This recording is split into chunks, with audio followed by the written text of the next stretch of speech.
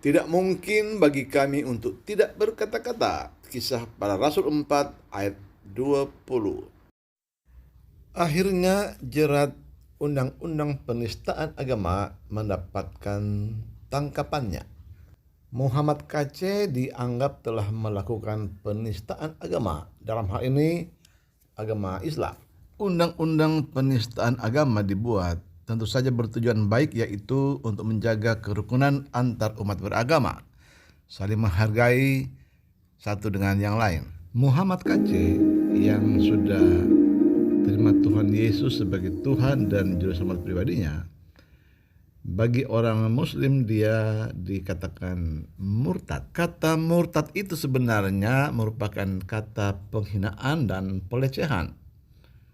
Tapi bagi banyak orang Muslim yang sudah bertobat, kata murtad itu malah dianggap sesuatu kebanggaan. Mereka berkata, kami senang dikatakan murtad karena kami murtad ke jalan yang benar. Dengan ditangkapnya Muhammad KC, maka bertambahlah daftar orang-orang murtad yang dipenjara. Kita kenal puluhan tahun silam ada orang bernama Kemas Abu Bakar Mansur Yusuf Roni, atau kita kenal dengan pendeta Ka'am Yusuf Roni. Ada juga Saifuddin Ibrahim dan kini Muhammad KC. Sebenarnya ada banyak orang-orang di penjara karena imannya, tetapi tidak akan dibahas di sini. Yang akan kita bahas adalah, dapatkah undang-undang dan penjara menghentikan aktivitas mereka? Di Alkitab ada beberapa nama yang iman mereka diancam oleh undang-undang agar mereka tidak boleh menyembah kepada Tuhan mereka. Pertama adalah 3 pemuda Yahudi yang bernama Sadrak, Mesak, dan Abednego. Anda boleh membuka kitab Daniel pasal 3. Di sana Raja Nebukadnezar membuat sebuah patung emas yang tingginya 60 hasta dan lebarnya 6 hasta. Raja kemudian membuat undang-undang supaya semua orang di wilayah Babel datang menyembah patung itu pada waktu grand opening. Pada waktu yang telah ditentukan, berkumpullah semua orang di Babel di sebuah lapangan Dura namanya, dan dari ribuan orang yang berkumpul di situ berdiri juga 3 pemuda tadi, Sadrak, Mesak, dan Abednego. Diperintahkan oleh raja, ketika mereka mendengar bunyi-bunyian alat musik, maka semua harus tunduk kepada patung Nebukadnezar.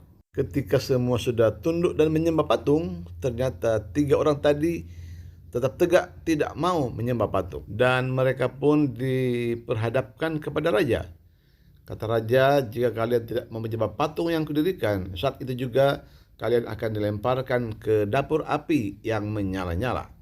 Tetapi dengan gagah berani, 3 pemuda tadi menjawab begini.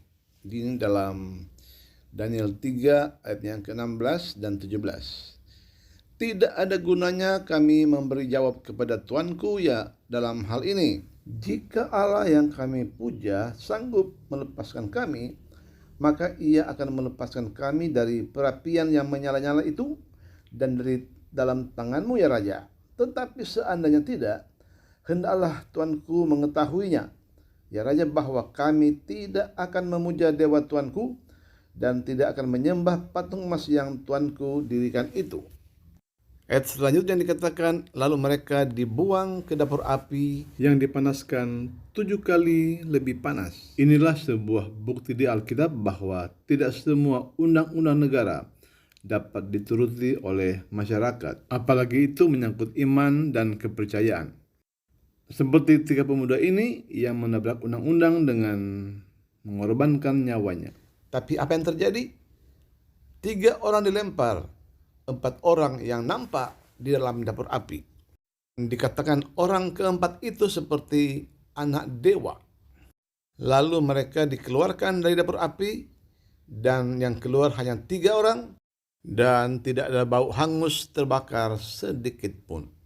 Dan kita datang sekarang kepada Daniel pasal 6. Ini benar-benar sesuatu yang unik, karena para pejabat istana membuat undang-undang khusus untuk menjerat iman Daniel. Daniel punya kebiasaan. Setiap hari dia 3 kali berkiblat ke Yerusalem dan dia menyembah Tuhan. Dan undang-undang yang dibuat itu yang sudah dimeterai oleh raja mengatakan bahwa barang siapa menyembah kepada Tuhan yang lain selain kepada raja akan dilemparkan ke gua singa. Dan raja tidak tahu perbuatan licik para pegawainya.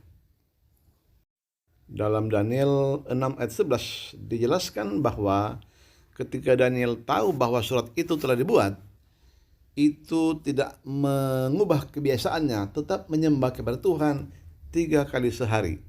Dan Daniel pun dilaporkan kepada raja bahwa dia melanggar perintah raja. Dan raja baru sadar ternyata undang-undang itu dibuat khusus untuk menjerat iman Daniel. Akhirnya Daniel dibuang ke gua singa.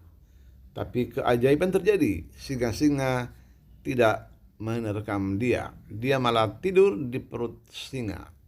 Sebagai gantinya, orang-orang yang membenci Daniel itu, mereka lah yang dilemparkan ke gua singa.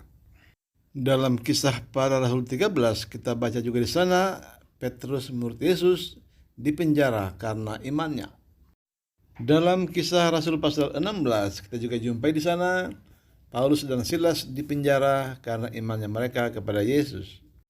Ya, penjara, penjara, dan penjara.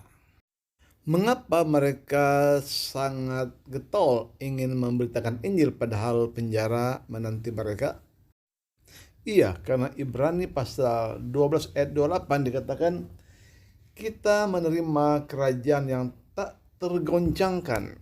Apapun yang ada di dunia ini, kata Yesus, langit dan bumi akan lenyap. Unsur-unsur dunia ini akan lenyap, tapi kerajaan Allah adalah kerajaan yang tak tergoncangkan. Orang yang sudah menerima kasih karunia Allah, dia tidak akan diam. Dia akan terus menyampaikan kebenaran tanpa takut. Makanya di dalam Kisah Para Rasul 4 ayat 20 dikatakan, sebab tidak mungkin bagi kami untuk tidak berkata-kata tentang apa yang telah kami lihat dan yang telah kami dengar.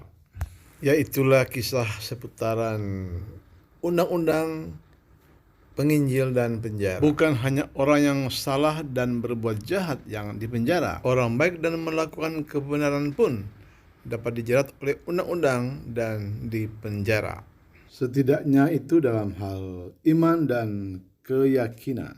Itulah yang sedang dialami oleh Muhammad KC pada hari-hari ini. Muhammad KC masuk dalam daftar ribuan atau mungkin jutaan orang yang dipenjara karena imannya kepada Yesus Kristus. Tidak semua pendeta penginjil mempunyai nyali seperti Muhammad KC, karena banyak cara memberitakan Injil tanpa harus melanggar undang-undang.